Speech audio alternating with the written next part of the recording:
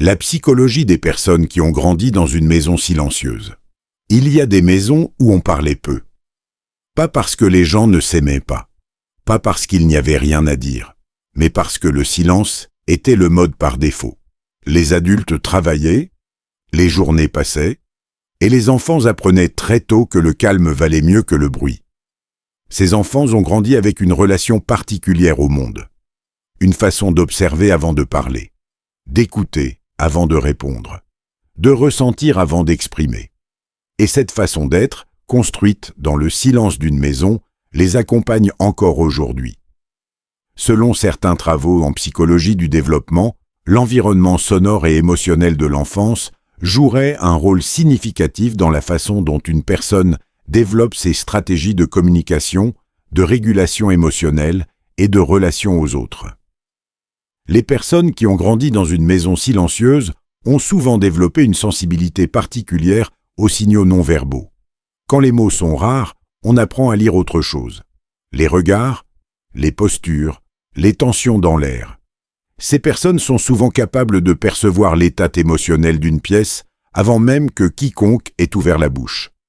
C'est une compétence rare, et elle vient de l'entraînement involontaire d'une enfance passée à décoder ce que les adultes ne disaient pas. Mais il y a aussi un revers. Ces mêmes personnes ont souvent du mal à exprimer leurs propres besoins.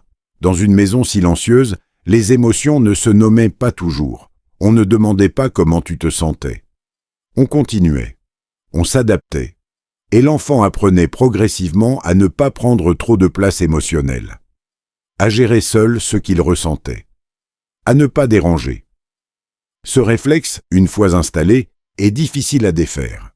Ces adultes peuvent se retrouver dans des situations où ils souffrent en silence plutôt que de demander de l'aide, où ils minimisent ce qu'ils ressentent, où ils présument que les autres ne veulent pas entendre. Il y a aussi une troisième dimension. Ces personnes ont souvent développé une relation profonde avec la solitude. Pas une solitude subie, une solitude habitée. Dans le silence de leur maison d'enfance, elles ont appris à être avec elles-mêmes, à trouver dans le calme quelque chose de stable. Et aujourd'hui, le bruit constant du monde extérieur peut leur sembler difficile à supporter. Elles ont besoin de silence pour penser, pour se retrouver, pour exister pleinement. Certaines recherches suggèrent que les enfants qui grandissent dans des environnements peu verbaux développeraient des styles d'attachement et des modes de communication distincts. Certains deviendraient plus réservés dans leurs relations, préférant la profondeur à la quantité. D'autres pourraient développer une sensibilité accrue au rejet ou au conflit, précisément parce que les tensions non exprimées de l'enfance ont laissé des traces. Ce qui est certain, c'est que grandir dans une maison silencieuse façonne. Pas toujours de la même façon, pas toujours dans le même sens. Mais cette expérience laisse quelque chose. Une façon d'écouter plus attentivement que la moyenne. Une façon de choisir ses mots avec soin.